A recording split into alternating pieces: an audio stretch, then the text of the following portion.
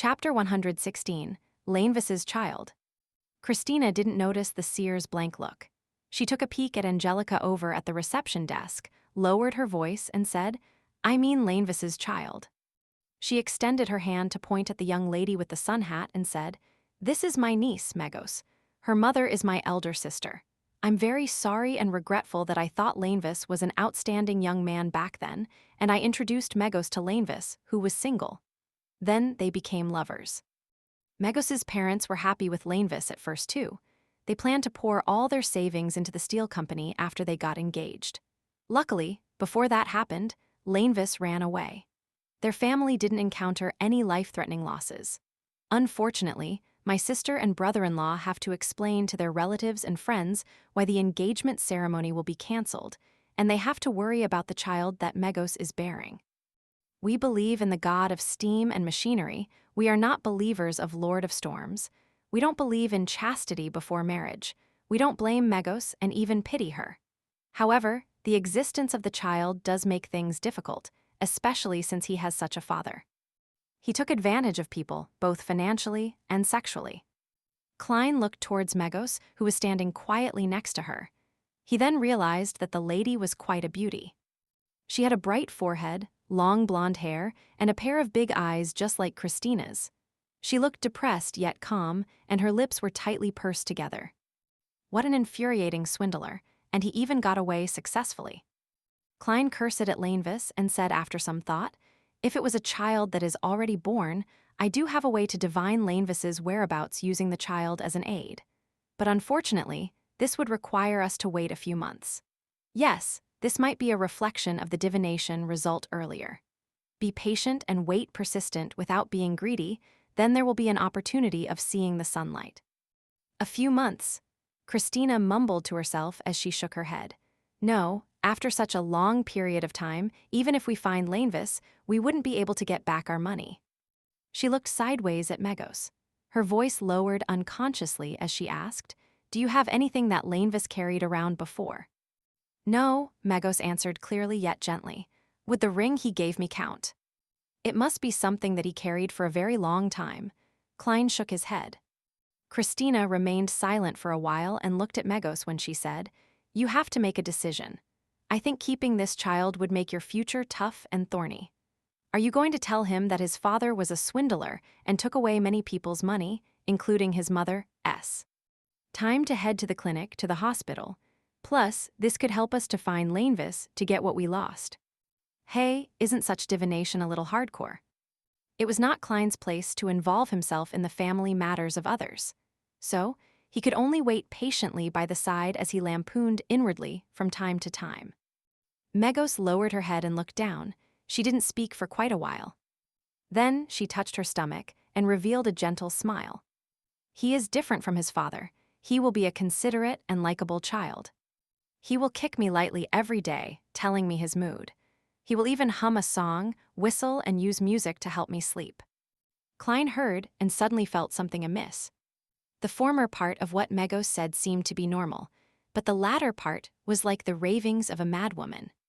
Did she have a mental problem due to the incident? Klein raised his right hand to his glabella. He pretended to massage it to ease his weariness. Just then, Megos suddenly turned around and walked towards the door, leaving only one sentence. "Maybe his father will come back in secret after he is born, keeping a part of the money for his child."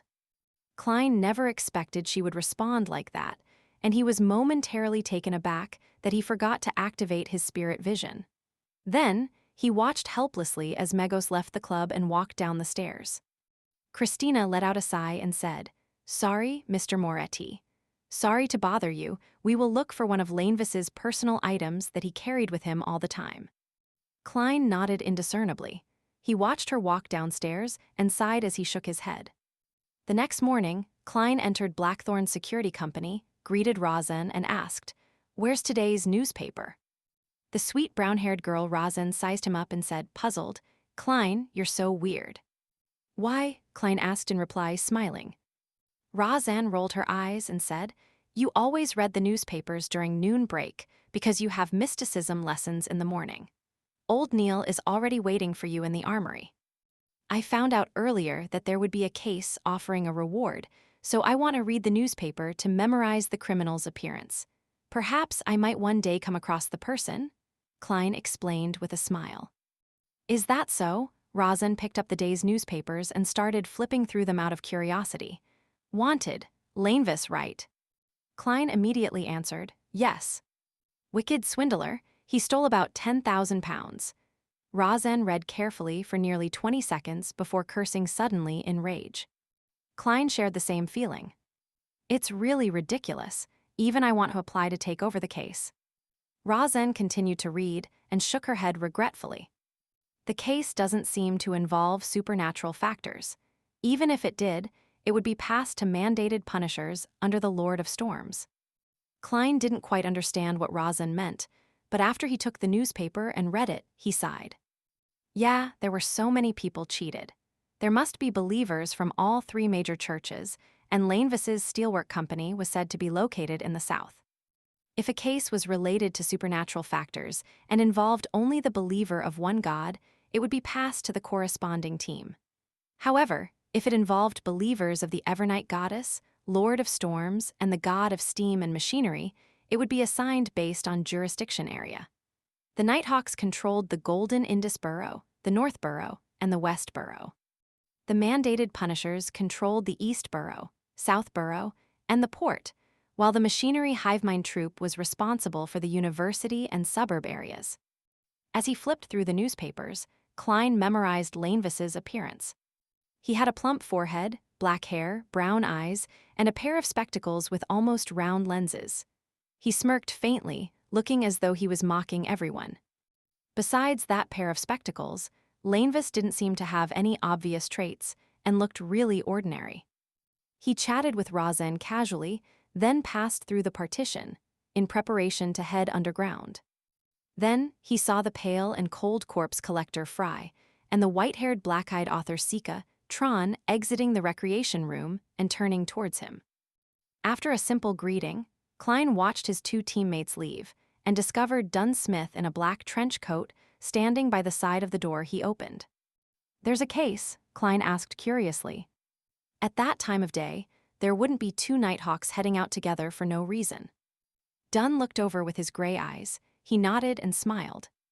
There seems to be a paranormal incident in Westboro. I've sent Sika and Fry to check on it, but you don't have to worry about that. Until you master combat techniques, I don't intend to send you on any missions. I have to take responsibility for my team members. Captain, you are such a nice person. Besides the receding hairline and bad memory, you are flawless. Klein complimented inwardly. He asked for confirmation. In other words, I only need to attend mysticism classes and combat training. I don't have to contribute anything, and I can still get my pay. This is only temporary, Dunn confirmed. I only need to attend classes and work out, and I'll get an ample paycheck. It's great just thinking about it. Klein thought happily. I hope there are no more coincidences. He prayed in silence.